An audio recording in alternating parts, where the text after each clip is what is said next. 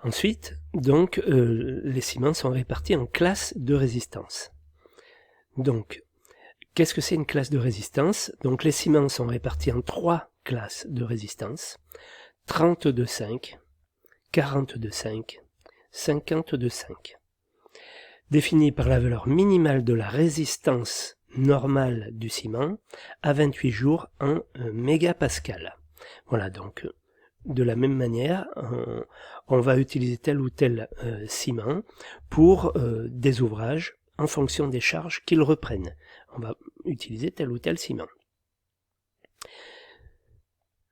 Donc la résistance normale d'un ciment est la résistance mécanique à la compression, mesurée à 28 jours, conformément à la norme 196.1, exprimée en mégapascal. Un mégapascal, c'est 1 newton par millimètre carré, et c'est égal à 10 bars. Donc, je reviens sur la diapo précédente pour vous faire comprendre. Ça, c'est une éprouvette de béton qui mesure 16 cm de diamètre et 32 cm de haut. Voilà. Donc, 200 cm² de surface, ce qui permet de déterminer la résistance donc du béton et par conséquent du ciment qui la compose. Voilà. Donc ceci étant dit, pour les ciments de classe 32,5 et 42,5, il est fixé une valeur maximale de la résistance normale à 28 jours, comme celle qui est indiquée ici. Donc pour du 32,5 N, au bout de 28 jours, on a 32,5 mégapascal de résistance, donc N et R. Ça, c'est la prise normale, donc ce qu'on a vu, 2 à 3 heures à peu près pour faire sa... Enfin, 2 à 3 heures pour faire sa prise, et on a R en prise rapide.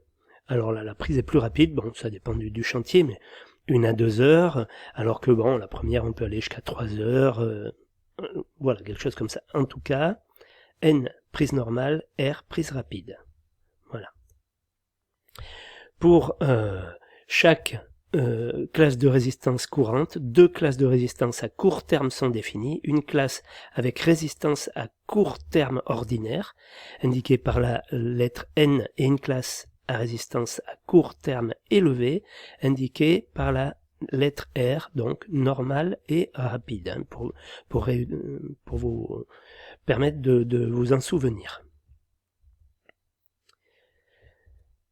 La conformité d'un lot de ciment, elle est appréciée pour ce qui concerne la résistance à la compression, en fonction des valeurs de ce tableau-là, et qui sont les limites absolues applicables à chaque résultat d'essai, donc à 2 jours, à 7 jours, à 28 jours. Donc le 32,5 pour le ciment 32,5, à 2 jours, on n'en tient pas compte, à 1 semaine, 14 mégapascal, à 28 jours, 30 mégapascal minimum. Hein, c'est valeur limite minimum. Voilà.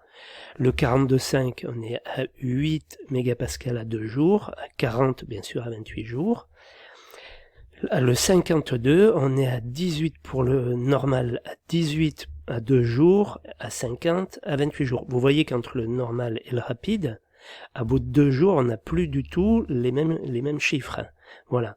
Là donc, on a des résultats bien meilleurs, bien plus rapidement, ce qui est intéressant, par exemple, lorsqu'on fait des ouvrages de génie civil, des ponts ou quelque chose comme ça, ou lorsque on va faire des murs en béton qu'on appelle des voiles, pour pouvoir se permettre de couler rapidement le plancher qui va venir sur ces voiles, on sait que déjà au bout de 2 jours on aura 18 bars, au bout d'une semaine on sait qu'on aura beaucoup plus déjà, même si là c'est pas indiqué, on sait qu'on aura plus, donc c'est plus intéressant pour certains types de chantiers d'utiliser du R qui bien sûr est plus cher, il coûte plus cher que du N. Voilà. La 197 retient également les critères de conformité autres que les résistances, le temps de début de prise, très intéressant, la stabilité de la prise, la teneur en sulfate ou en chlorure.